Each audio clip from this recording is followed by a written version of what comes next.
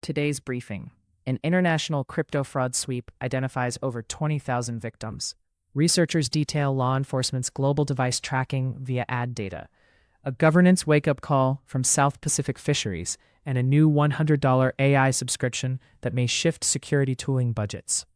Also, multiple vendors are shipping patches as reports of active exploitation circulate. Prioritize your exposure review now. Welcome to your operational cybersecurity roundup. Short version: attackers are moving quickly, and so are vendors. Several vulnerabilities are reportedly under active exploitation or poised for rapid weaponization, and multiple patch advisories just dropped.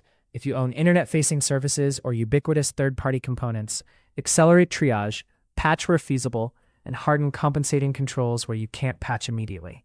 First, an international crypto fraud crackdown has identified more than 20,000 victims across Canada, the United Kingdom, and the United States, in an action led by the UK's National Crime Agency. Context: this is the latest step in an ongoing effort against large-scale cryptocurrency fraud operations. Key facts: over 20,000 victims have been identified, the operation spans multiple jurisdictions, and coordination is cross-border. This matters because victim identification at this scale signals that casework, takedowns, and data sharing are advancing, which may change fraud patterns and increase contact between enterprises and investigators. For defenders, expect potential upticks in victim outreach, evidence preservation requests, and account remediation. Validate your processes for freezing suspicious transactions, rapidly furnishing lawful access logs, and protecting customer support channels from social engineering attempts tied to this crackdown. Next, researchers have attributed the use of an advertising-based global geolocation system, known as Weblock, to agencies including Hungarian Domestic Intelligence, the National Police in El Salvador, and several U.S. law enforcement and police departments. The system is reported to have tracked location signals from roughly 500 million devices via ad data. The tool was developed by Israeli company Cobwebs Technologies and is now sold by its successor Penlink, following a July 2023 merger. Key facts: the capability leverages commercial advertising telemetry, spans hundreds of millions of devices, and has a clear vendor lineage through corporate consolidation. This matters because ad tech location data can be repurposed for surveillance, investigations, or targeting, creating legal, privacy, and security implications for enterprises that collect, broker, or embed SDKs handling such data. For defenders, inventory mobile SDKs and third-party data flows, monitor for unusual patterns, minimize collection of advertising identifiers, and enforce consent and retention controls.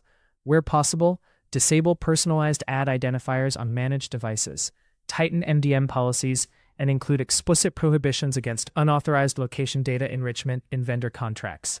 If you operate ad tech or mobile apps, implement privacy by design reviews and log access to sensitive telemetry.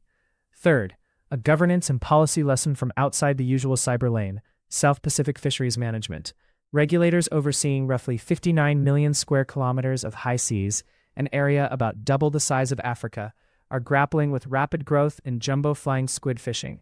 The number of squid jigging vessels in those waters has risen from 14 in 2000 to more than 500 last year, most flying the Chinese flag, while reported catches fell from over 1 million metric tons in 2014 to about 600,000 in 2024. Scientists are concerned fishing pressure is outpacing what is known about the stock.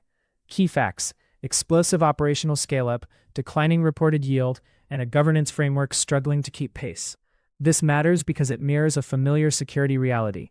When scale and incentives accelerate faster than oversight and measurement, risk compounds quietly until it is systemic.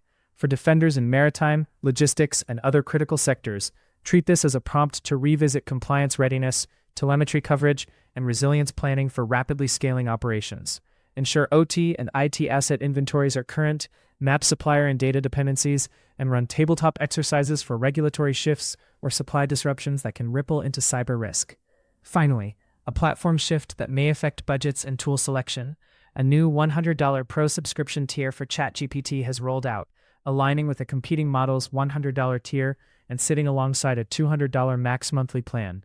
Key facts: pricing parity at the professional level could broaden access and standardize expectations for AI-assisted workflows.